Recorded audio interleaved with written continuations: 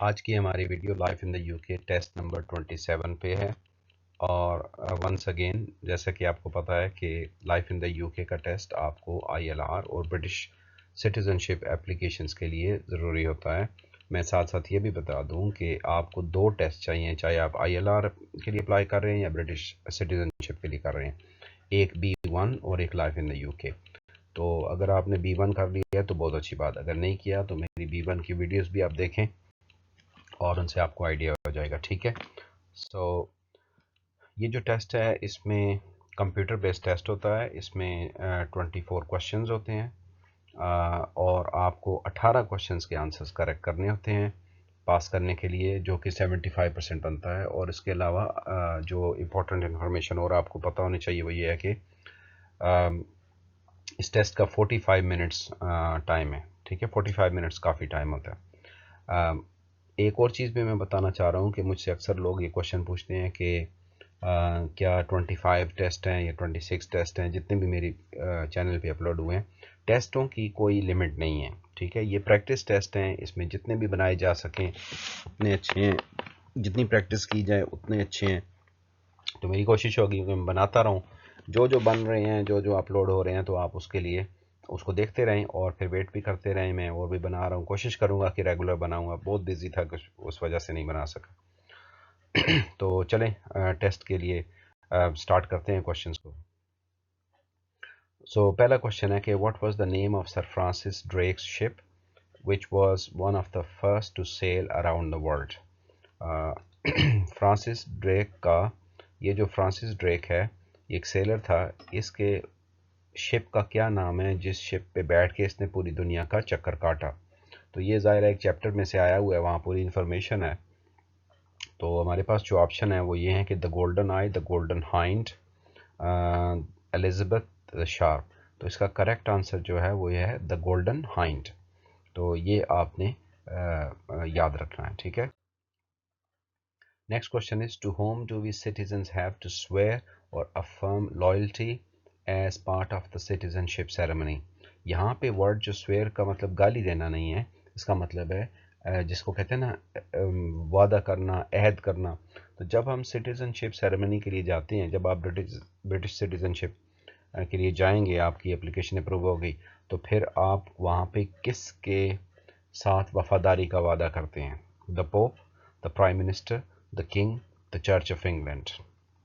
तो चूँकि किंग जो है वो हेड ऑफ द स्टेट है, तो उसके साथ आपको वफादारी का वहाँ पे कसम खानी पड़ती है, वादा करना पड़ता है। ठीक है। तो ये इसका ये आंसर है correct. Why did Henry eight marry Anne of Cleves? ये जो हेनरी एट है, आपको पता है किसकी वो 6 बीवियाँ थी। सॉरी, मैं 8 ने लिखने लगा था। 6 बीवियाँ थी, 8 नहीं है। तो उसमें से एक वाइफ का नाम एन ऑफ क्लीव्स भी था। तो इसने एन ऑफ क्लीव्स से शादी क्यों की?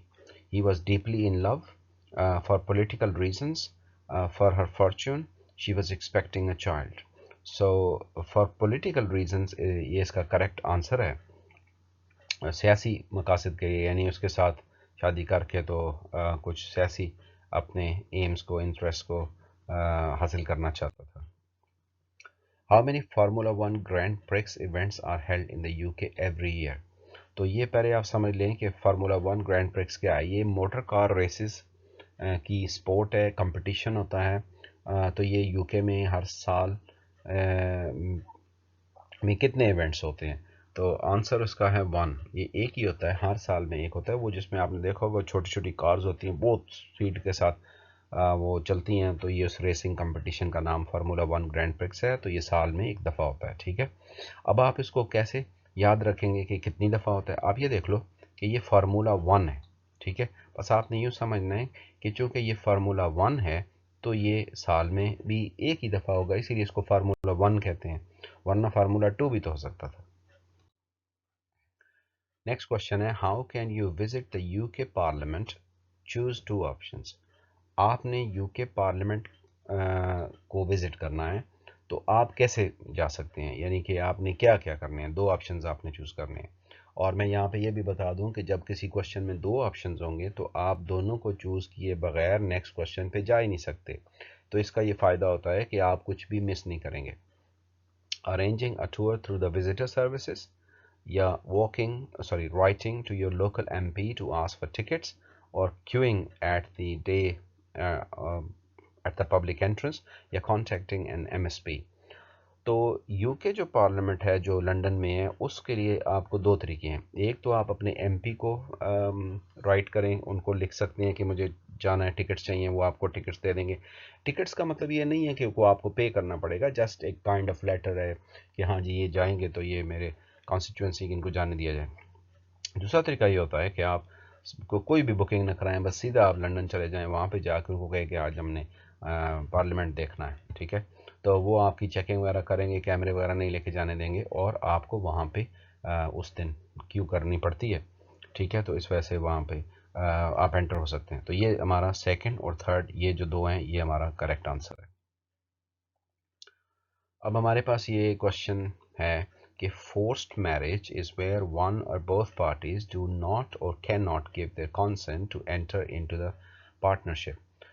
इसको ज़रा सा समझें। फोर्स्ड मैरिज मीन्स ज़बरदस्ती की शादी का मतलब होता है कि जब एक या दोनों लोग, यानी कि जिस तरह मियाँ बीवी या मर्द और औरत या मैन और वुमेन, तो उसमें या एक की मर्ज़ी नहीं होती या दोनों की मर्ज़ी नहीं होती, और वो दोनों कॉन्सेंट नहीं दे रहे होते, तो इसको फोर्स मैरिज कहते हैं। सो सिंपल सी बात है कि ज़बरदस्ती की शादी वो है जो किसी की मर्ज़ी के ख़िलाफ़ हो। क्या ये बात सही है कि गलत है? आई थिंक ये तो आप सबको ही पता होगा कि ये इसका ये ट्रू आंसर है।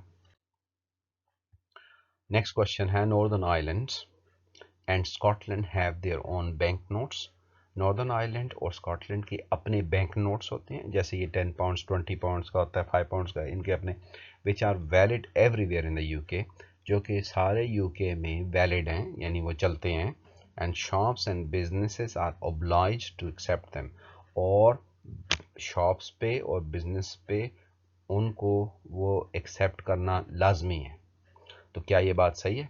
तो दिस इज़ रॉन्ग, ये फॉल्स है। ये बात सही है कि नॉर्दर्न आयरलैंड स्कॉटलैंड के अपने बैंक नोट्स हैं, लेकिन शॉप्स वाले और बिजनेसेस अगर चाहें तो वो उनको एक्सेप्ट ना करें तो ये कर सकते हैं। मतलब वो, लेट से आपके पास नॉर्दर्न आयरलैंड का या स्कॉटलैंड का 10 पाउंड का नोट है, मैं शॉपकीपर हूँ, आप मेरी शॉप पे आते हैं, तो मैं आपसे कह सकता हूँ कि नहीं जी मैं ये वाला नोट नहीं लूँगा, मुझे आप इंग्लिश मनी दें। तो ये मेरा राइट है, मैं कह सकता हूँ। हाँ, अगर मैं उसको एक्सेप्ट कर लूँ तो वो बिल्कुल सही वैलिड मनी है, ठीक है, कोई प्रॉब्लम नहीं। बाज़ लोग बस नहीं करते, तो अब हम क्या करें। Number 8, how many American colonies declared their independence in 1776। इसका मतलब है कि 1776 में कितनी अमेरिकन कॉलोनीज ने अपनी आज़ादी का ऐलान कर दिया। कॉलोनीज कहते हैं जिस जगह पे या जिस कंट्री पे किसी ने कब्ज़ा किया हो। तो पहले आपको पता है कि ये जो यूके है इसने पूरे अमेरिका पे भी कब्ज़ा किया हुआ था, लेकिन आहिस्ता आहिस्ता वहाँ पे जो स्टेट्स हैं, वहाँ तो जो कि कंट्रीज़ तो नहीं है ना, तो स्टेट्स ने इनसे आज़ाद होने के लिए इकट्ठे हो गए। तो सबसे पहले 1776 में 13 कॉलोनीज जो थी, उन्होंने मिल के ये ऐलान किया कि हम अब इंग्लैंड के ग़ुलाम नहीं हैं, हम आज़ाद होते हैं। Stating the people had the right to establish their own government, और उन्होंने ये कहा कि हमारा राइट है कि हम अपनी गवर्नमेंट खुद बनाएं, हम इंग्लैंड के नीचे क्यों हों। तो कितनी कॉलोनीज थी? तो वो आपको याद रखना चाहिए कि उसका आंसर है 13। ओके, सो ये हमारा इसका करेक्ट आंसर है। Next, which two words come from Viking language. Viking language, जो वाइकिंग्स हैं ये नॉर्दर्न यूरोप से आए थे। ये वो लोग थे जो डेनमार्क नॉर्वे से आए थे। तो चूँकि इन्होंने आके यहाँ पे कब्ज़ा कर लिया था, तो ज़ाहिर है जो लोग आते हैं फिर वो अपने साथ अपनी ज़बान भी लेके आते हैं। तो ये कौन से दो वर्ड्स हैं जो कि वाइकिंग लैंग्वेज से आ गए हैं? ग्रिम्सबी है, स्कंथोप है, थंडरस्टॉर्म है, ये बटरफ्लाई है। तो हमारे पास ये दो जो वर्ड्स हैं, ग्रिम्सबी और स्कंथोप, ये दोनों वाइकिंग लैंग्वेज से आए हैं। बस ये आपको याद ही रखना है, अब इसका हमारे पास कोई फार्मूला नहीं है। Okay, which of the following drugs is not illegal in the UK. सवाल ये है कि ये ड्रग्स के नाम है, ठीक है, ये नीचे, इनमें से कौन सी ऐसी है जो इलीगल नहीं है। मीन्स के दूसरे अल्फाज में कहेंगे कि इनमें से कौन सी ड्रग है जो आप इस्तेमाल कर सकते हैं, कैनबिस, कोकेन, एक्सटेसी या all of the above are illegal. तो इसका सही आंसर है ये सारी की सारी इलीगल है, कोई भी लीगल नहीं है। ठीक है। तो अगर कोई यूज़ करता है तो वो इलीगल काम करता है, छुप छुपा के करता है, लीगल कोई भी नहीं है। हाँ, सिगरेट लीगल है अगर वो पीनी है किसी ने। Next, how is the speaker elected? Speaker कैसे इलेक्ट होता है? जो स्पीकर होता है ना हाउस ऑफ कॉमन्स में, वो by other MP secret ballot. Secret ballot कहते हैं खुफिया वोट को, यानी आप वोट डालते हैं लेकिन उस पर दिखाते नहीं है कि आपने किसको वोट डाला है, उसको सीक्रेट बैलेट कहते हैं। By the members of the House of Lords, House of Lords के लोग करते हैं, by the members of the House of Commons या by the prime minister. So इसका करेक्ट आंसर है by other MPs in secret ballot. So दूसरे MPs करते हैं इसको सीक्रेट बैलेट के जरिए स्पीकर को। ओके, तो आप यूँ इसको समझ लें कि द वर्ड सीक्रेट जो है, देखें सीक्रेट एस से स्टार्ट हो रहा है और स्पीकर भी एस से स्टार्ट होता है। तो आपने जिस स्टेटमेंट के अंदर सीक्रेट बैलेट या सीक्रेट वर्ड आएगा, बस वो आपने इसका आंसर चूज कर लेना अगर ये क्वेश्चन आता है। Next, which two of the following are traditional British foods? ये 4 फूड्स के नाम हैं, तो इसमें से 2 कौन से हैं जो कि ट्रेडिशनल ब्रिटिश फूड हैं? So the first is pasta है कार्बोनारा, ग्रीन करी है, roast beef, fish and chips. तो हमारा करेक्ट आंसर है फिश एंड चिप्स को तो बहुत सारे लोग जानते ही हैं कि ये यूके का ट्रेडिशनल फूड है, और रोस्ट बीफ जो है वो सेकंड वन है। Next, when was the Northern Ireland Parliament established for the first time? Northern Ireland की जो पार्लियामेंट है वो पहली बार कब इस्टेब्लिश हुई, पहली बार कब बनी? ओके, 92, 1932, सॉरी 1922, 1932, 1925 या 1928? तो इसका करेक्ट आंसर है 1922। पहली बार नॉर्दर्न आयरलैंड की असेंबली 1922 में बनी थी। Next question, throughout the 90s, Britain played a leading role in coalition forces involved in the liberation of Kuwait following the Iraqi invasion in 1990 and the conflict in the former Republic of Yugoslavia. तो ये एक statement है, आपने बताना है ये सही है या गलत है, कि 1990 के ज़माने में पूरी दहाई में, यानी 1990 से लेकर 99 तक, बरतानिया जो है उसकी फ़ौज इराक़ में, कुवैत में और युगोस्लाविया में उन्होंने अमन कायम करने के लिए बड़ा इम्पॉर्टेंट रोल अदा किया। तो बात सही है कि गलत है? तो ये ट्रू है, this is the right answer. Question 50 है the excuse me, the swinging 60s was a period of significant social change and it was known for its growth in। तो क्वेश्चन है कि जो स्विंगिंग 60s है यानी 1960s का ज़माना, swinging उसको कहते हैं कि उसमें बहुत तब्दीलियाँ आती थी जल्दी, was period of significant change, उसमें बहुत तब्दीलियाँ आई, and it was known for its growth. तो उस ज़माने में सबसे ज़्यादा क्या चीज़ ग्रो हुई, क्या चीज़ बढ़ी? ब्रिटिश फैशन, सिनेमा और popular music, the punk movement, English literature and comedy, the ownership of cars. तो हमारे पास इसका करेक्ट आंसर ये है ब्रिटिश सिनेमा और फैशन एंड पॉपुलर म्यूजिक। ठीक है, तो आपने ये स्विंगिंग 60s का जब बात आएगी तो आपने सिनेमा, म्यूजिक और फैशन से रिलेटेड चीज़ें वो चूज़ करनी है। Question number 16. What is the name given to the system used to deal with children and young people who have committed an offence in Scotland? इस क्वेश्चन का meaning ये है कि स्कॉटलैंड में अगर बच्चों से मुराद होता है 18 साल से नीचे, बट ओके, सो 18 साल के बच्चे जो हैं उनसे नीचे, अगर वो कोई जुर्म करते हैं, ऑफेंस का मतलब है कोई क्राइम करते हैं, तो उनको डील करने के लिए कौन सा सिस्टम है? यानी कि उनको नॉर्मल लोगों के जो जेल हैं या अदालत हैं उनमें नहीं ले जाया जाता, उनके लिए अलग सिस्टम होता है। The children's hearing system, the youth court system, the sheriff court for young children और यंग सिस्टम। तो इसका करेक्ट आंसर है the children's hearing system. Okay, so ये इसमें आपने ये देखना है कि एक तो उसमें चिल्ड्रन का नाम भी होना चाहिए और फिर उसमें एस सिस्टम भी होना चाहिए, क्योंकि ये एस से स्कॉटलैंड है, एस से सिस्टम है, चिल्ड्रन क्वेश्चन में भी है, तो ये हमारा राइट आंसर है। Which prehistoric village located in northern Europe has helped archaeologists to understand more about how people lived near the end of the Stone Age?